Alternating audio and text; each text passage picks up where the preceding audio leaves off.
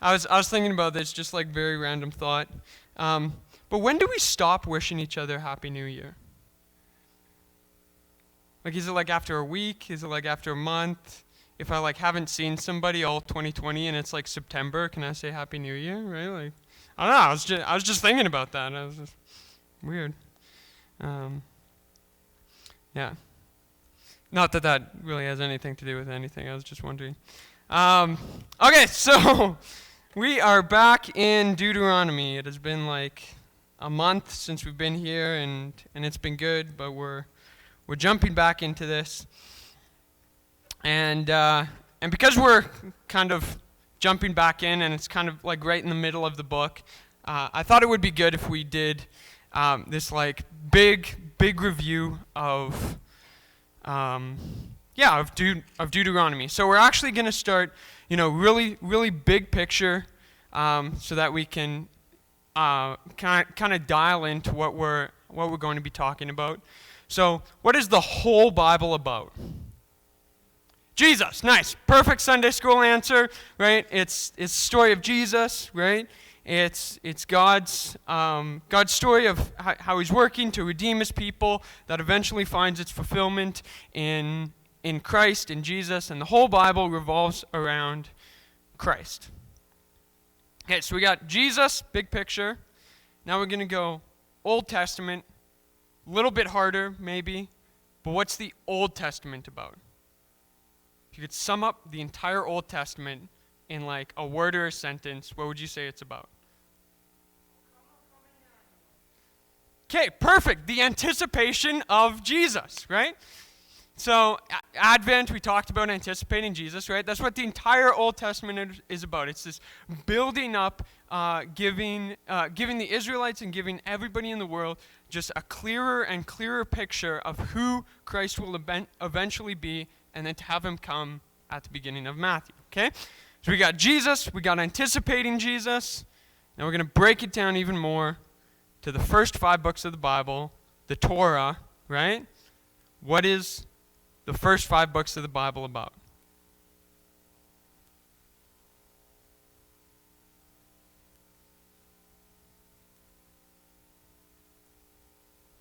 Kind of hints in the name a little bit, right? The Torah means, anybody know? It means law, right? Okay, so the first 5 books are about the law, right? And it's not just a list of guidelines for the Israelites, although they do serve that purpose and how to live well. But the law is also paints a picture of who Christ will be as well. In what Christ says, right? I came to fulfill the law, not to abolish it, right? So everything that the law says, Christ does to completion, right? And so all of this is leading up to Jesus, right? Big picture, anticipating Jesus. The law, the first 5 books, give us guidelines on how to live, but are ultimately to show us how Christ will live, right?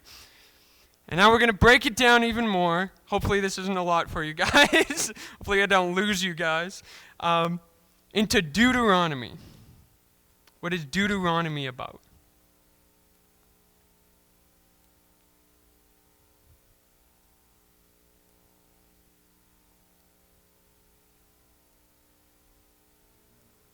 Okay, remember, right? There's a bunch of different themes in Deuteronomy, right?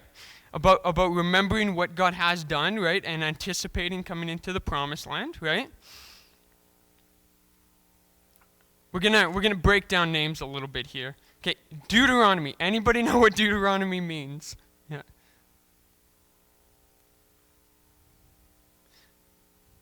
It actually means second law, right? So it's this idea of repeating the law. And Deuteronomy actually does something extremely interesting with the law. So we're going to quickly flip to Deuteronomy 5. And we have the second giving of the 10 Commandments. First time is in Exodus 20, with the one generation, and then they didn't do very well with the Ten Commandments, and so they didn't trust God, and so they had to wander in the wilderness. And now we got the second generation coming in, and the first couple chapters, first 4 chapters are just God telling us, oh, this is where the Israelites are at. This is a new generation. And now we have the introduction of the Ten Commandments, or the second law being given. And so Deuteronomy takes these 10 commandments, and I didn't know this actually until I started studying this this past week. But Deuteronomy takes these 10 commandments and then chapter by chapter breaks them down into specifics of how it should look like. So it starts with the first one, right? What is the first of the 10 commandments? Hopefully it's right in front of you guys. Deuteronomy 5, verse 7. What's the first of the 10 commandments?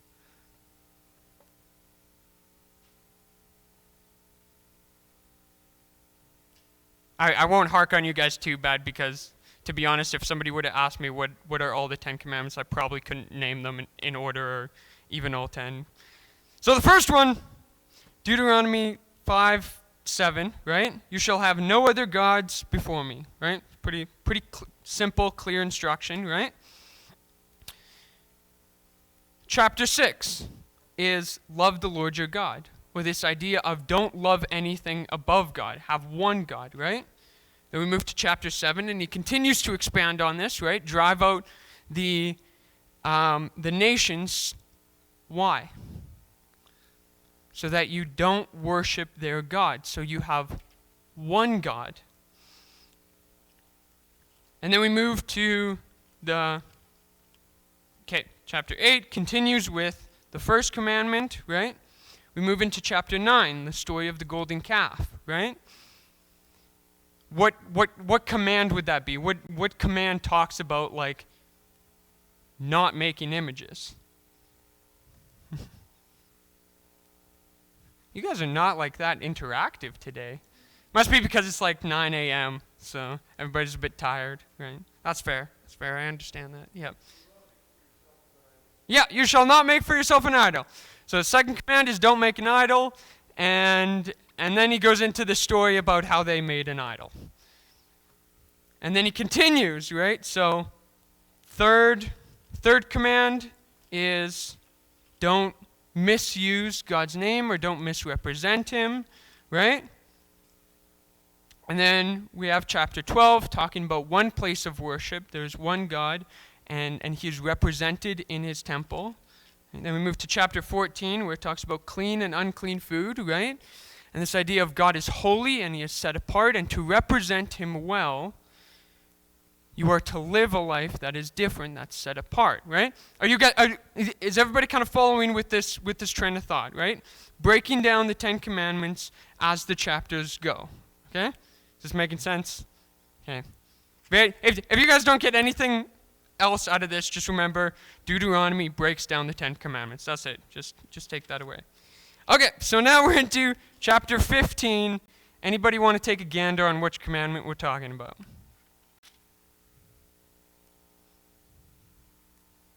I don't know what the heading of you guys' Bibles are, but it might give it away. Yeah. Remember the Sabbath day and keep it holy, right? Some Bibles, chapter 15, the heading is the Sabbath year, right? Others, it's the year of canceling debts, and so on and so forth. So, before we dive into 15, we're actually just going to reread Deuteronomy 5, where it talks about the Sabbath day, to give us an idea of what it is that we're actually going to be breaking down and talking about. So, Deuteronomy 5, 12 to 15. Observe the Sabbath day by keeping it holy, as the Lord your God has commanded you. 6 days you shall labor and do all your work, but the seventh day is a Sabbath to the Lord your God. And I lost my spot. Observe the Sabbath, keeping it holy. 6 days you shall labor, but okay.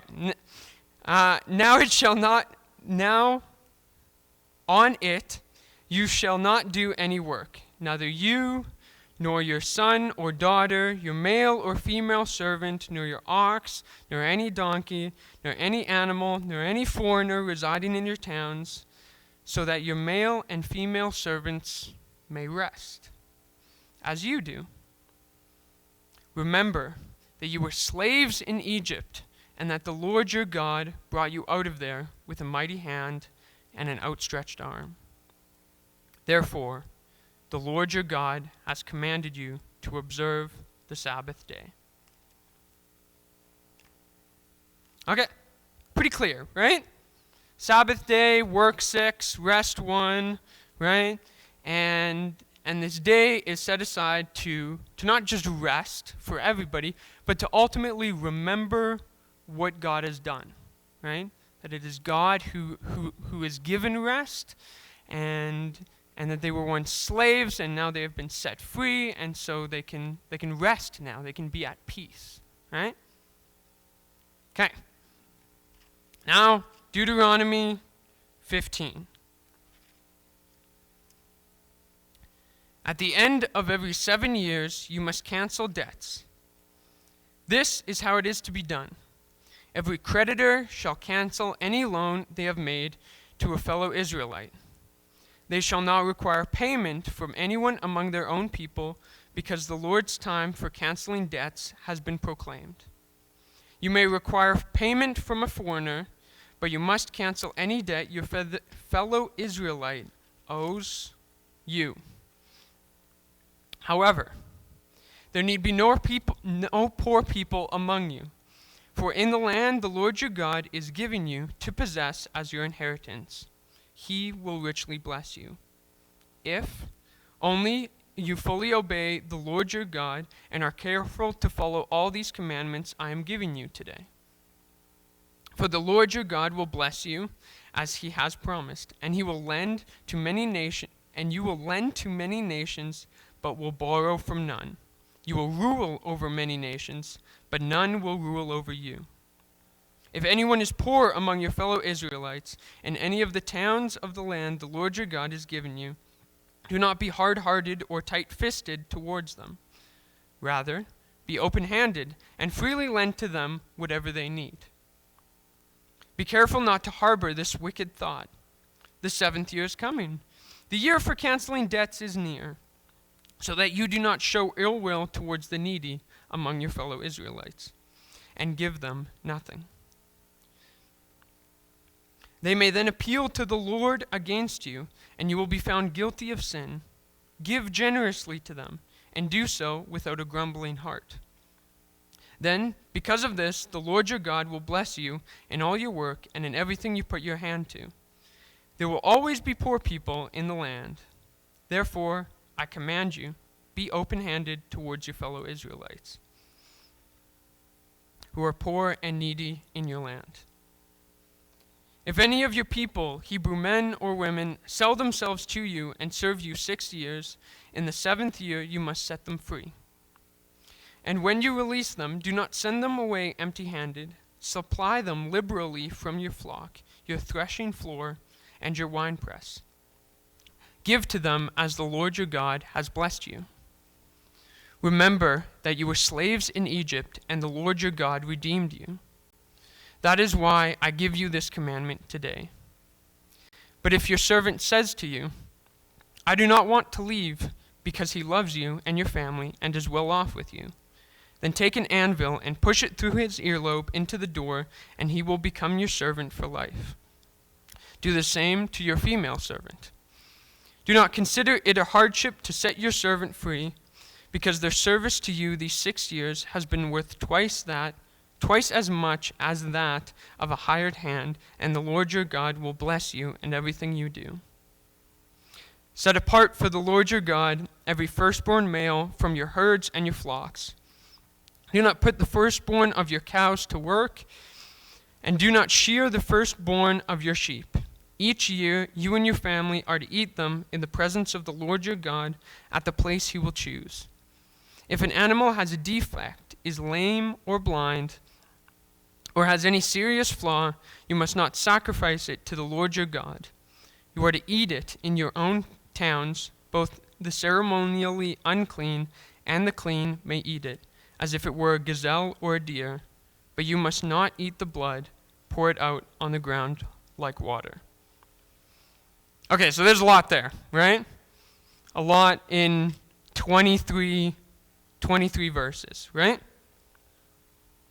And it's kind of seems to be tackling a bunch of different subjects, right? We kind of got the first subject of like debts and cancellation, right?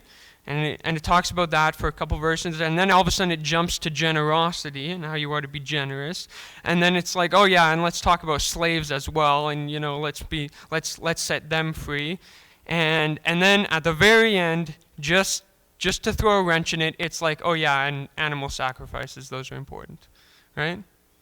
It's kind of weird, right?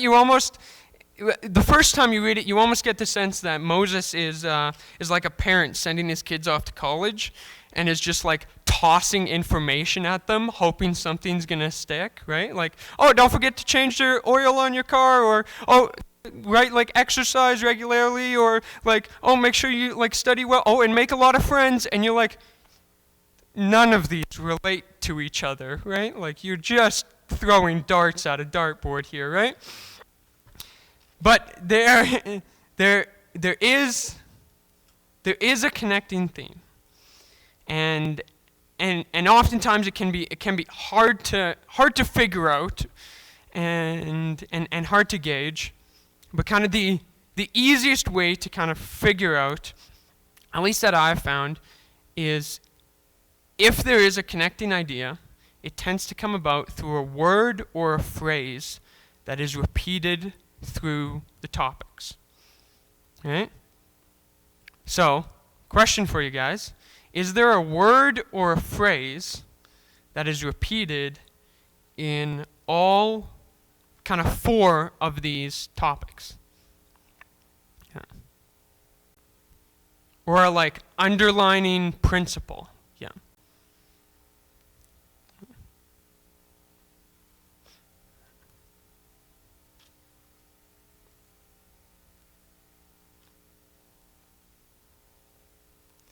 As we kind of think about this. Well, go ahead.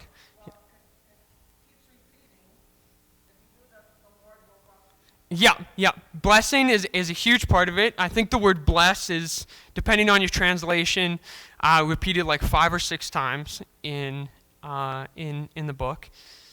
And there's 2 words that are actually repeated like almost a dozen times throughout it. And it seems very obvious, but it's actually very important. And it's the phrase, Lord your God, or Lord or God. And again, it like seems pretty obvious. It's like we're talking about the Bible. Of course it's going to talk about God, right? Like that goes without saying, right? But the phrase Lord is actually repeated more than God. And bears with it this idea of it's God who is master, who is ruler, who is in charge, whether it be finances, whether it be slaves, whether it be animals. It is God who is in control of all of these.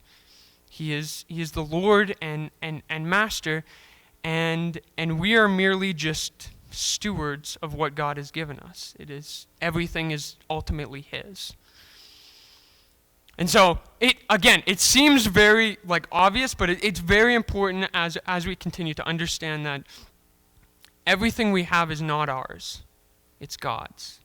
He is Lord, and he is God. And so, very important to keep in mind. Okay, what else? Any other words or phrases that are repeated, an underlining principle that shows up in these texts? I gotta admit, it took me reading this 12 times to actually start finding these, so I don't expect you guys to, like, in the couple seconds I've given you to find all of them. But one that kind of caught my eye as I went through this is the word give or giving.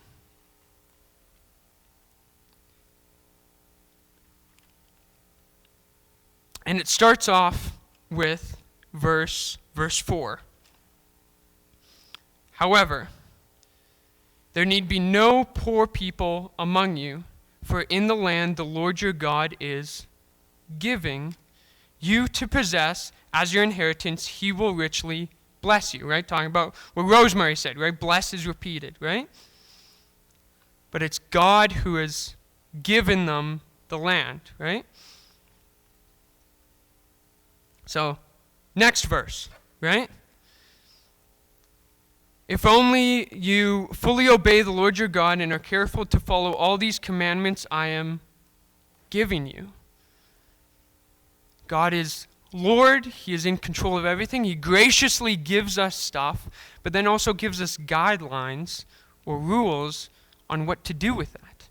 He doesn't just say, oh, here's something, do with it what you want. It's like, no, here's instructions on what to do, right? Kind of like when you guys, I don't know if you guys are board game people. I did not grow up in a family that played a lot of board games. We are far too competitive to play board games to have a healthy family dynamic. So I didn't like really start playing board games until I was like 18, 19. And I don't know if you guys have ever noticed, but like it's every time you go to somebody's house, they seem to have different rules on like how to play board games, right? You like play Monopoly at somebody's house and you can like trade property like any time, like on a whim. And then you like go to somebody else's place and they're like, you can't trade at all, ever, right?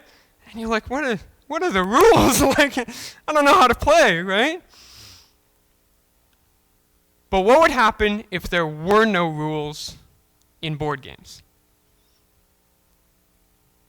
It would be chaos, right? You'd get that one person that just like is like the banker, but just like hoards all the money, right? And it'd be no fun, right? You'd be like, I don't want to play this, right? This is not good, right? And so we recognize that as much as we oftentimes hate rules and restrictions, a lot of times they are put in place, and maybe I shouldn't have used the words restriction. Now everybody's going to think about COVID and how terrible that is. But rules are given as guidelines not to quench our fun, for the most part, but are given, to use the board game example, to optimize our enjoyment.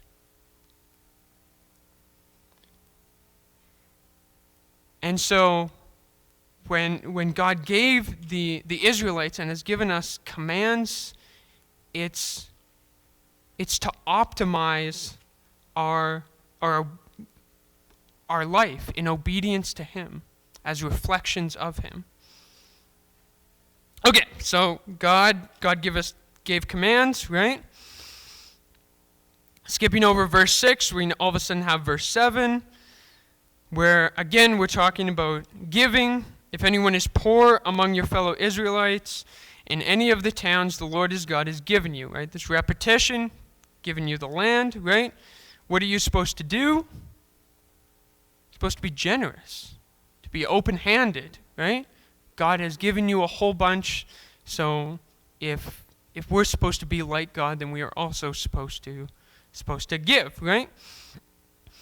And then we continue on and freeing slaves. And this one I found was extremely fascinating, right? So in Israel time, for an Israelite to be sold like as a slave to another Israelite, it meant that they were like in excruciating debt and couldn't pay anything on their own. And so they would be like, okay, because I owe you a whole bunch, how about I just work for you because I literally have nothing, right? And you're like, that makes sense. That's a good plan, right? But it's fascinating reading these verses that no matter how big the debt is, after 6 years, it's canceled. So whether or not your debt is actually like huge amounts, like that would take you 20 years or something to pay off work-wise, you still only work 6 years, and then it just resets. Then you're set free. But you're not just set free. What does the owner have to do? This I thought was very, very, very crazy. Verse 14. What does the owner have to do? After they set somebody free. Yeah, isn't that a weird word? I had to double check that. I'm like, what? Yeah, supply them liberally, right? So after they've worked for you a whole bunch for years on end, you can be like, okay, it's 6 years, your debt's paid off, whether I like it or not, right? And also, here's a whole bunch of stuff, right? It's like, I don't know, when I first read it, I chuckled about that. I'm like, man, it doesn't, to be an Israelite doesn't seem all that bad, right? But why? Why were they supposed to give them liberally stuff? It's answered in the next verse, verse 15. Because when Israel left Egypt, they didn't just leave with their own stuff, they actually left with a whole bunch of Egypt's treasures. And so they were slaves in Egypt, and they were set free, and they were given liberally, not by Pharaoh, but by God working through Pharaoh to give them and to gift them with these things.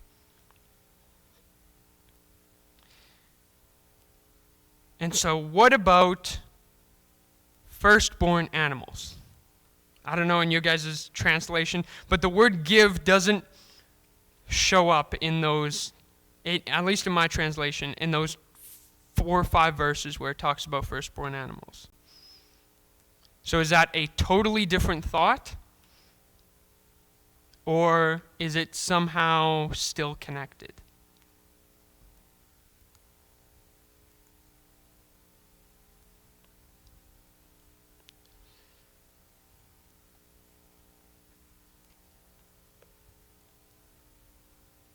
So for that, I'm gonna try to make a link here, and kind of bear with me a little bit. Hopefully this makes sense. Okay, so we have firstborn animals, and then we're actually gonna jump back to chapter 14 and talk about tithes. And the reason that I think these ideas are linked is because of a phrase that is repeated. So, Deuteronomy 15:20 says, "Each year you and your family are to eat them in the presence of the Lord your God at the place he will choose." Okay, cool? Yeah, makes sense? Okay. Deuteronomy 14:23. "Eat the tithes of your grain, new wine, and olive oil, and the firstborn of your herds, and the flock in the presence of the Lord your God at the place he will choose."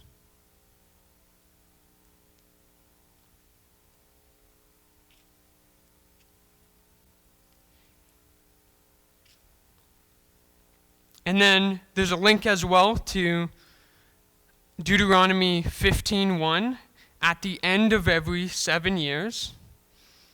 Deuteronomy 14:28 at the end of every 3 years. There's this connecting of ideas here and repetition, repeating of phrases. Yeah, repeating of phrases. So, let's start with tithes. What are tithes?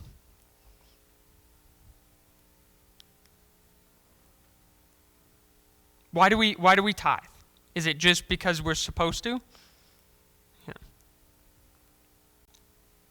What are we doing when we tithe? Giving back to God, right? There's that phrase, right? Giving back to God, right? And so this idea of both tithes and firstborn animals are giving back to God what is rightfully His.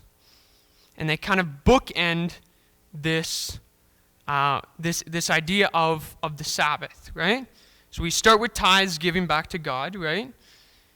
And then we work through the debts, understanding that it is God in control, setting slaves free. And then we end also with the animal sacrifices, giving back to God what is rightfully His.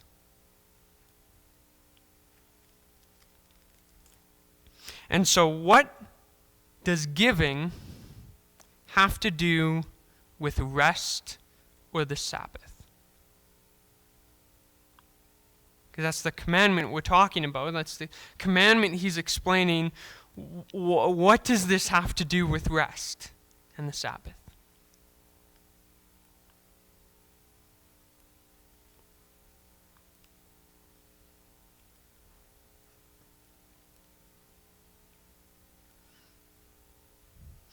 Okay. When we make a fist, or when we hold on tightly to something, what happens to our hand? It tightens up, right? It gets stressed, right? It's hard to pry away, right? But what does your hand look like when it's at rest?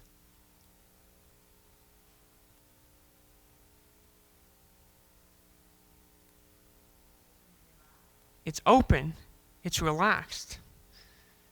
You can freely give something, right? You're not holding on so tightly to it, right? But it's open to give, right? I realize it's probably not a perfect illustration, but it was the first one that came to mind. Maybe it's because I make a lot of fists at people.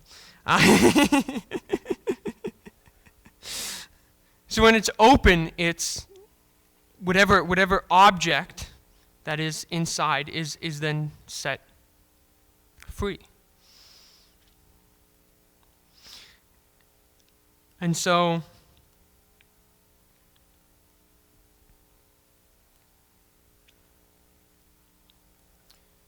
this idea of giving back to God what is rightfully His and reflecting what He has given us by being generous to others actually shows a level of rest in ourselves. We don't hold on so tightly to things, but we can freely give them up. And I think about, because this verse talks about debts, I think about paying off debts, right? I still have some student loan debts that I'm paying off, and I've paid off some other debts, right? But when you owe people money, are you relaxed? Are you restful? Do you feel like you can take a break? Right? I don't know, maybe you guys are different than I am, but like having debts hang over you, right, brings about a level of stress, right? Especially when it comes to money. You're like, oh shoot, I need to like work more and work harder and can't take a break.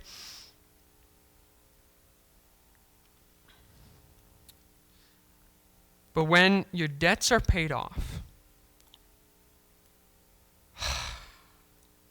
you can finally rest.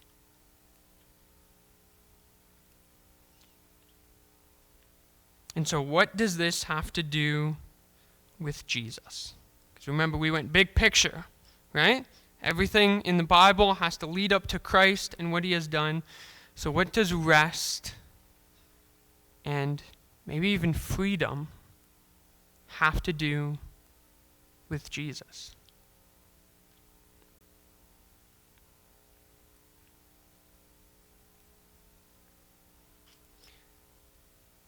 Romans 6:16. I think it'll be up there right away. Says that we are no longer slaves, but that we have been set free.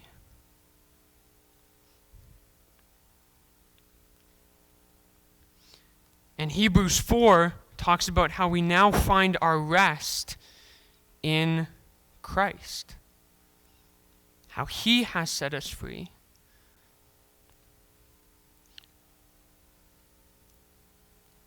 And in him we can find peace, knowing that he freely gave to us, and so we give to him, and we don't have to worry about anything.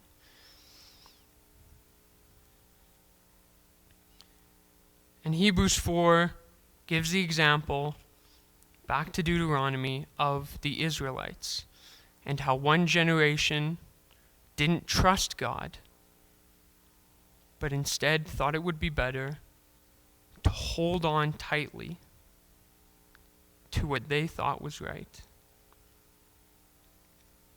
And Deuteronomy 4 talks about how our rest is found in Christ, and it's found through the belief and trust in his finished work and what he has done.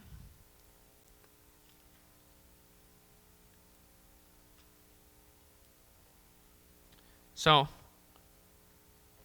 we'll end it right there with this idea of rest is found when we freely give to God what is his and reflect what he has given to us by giving to others. And as backwards as it sounds, that is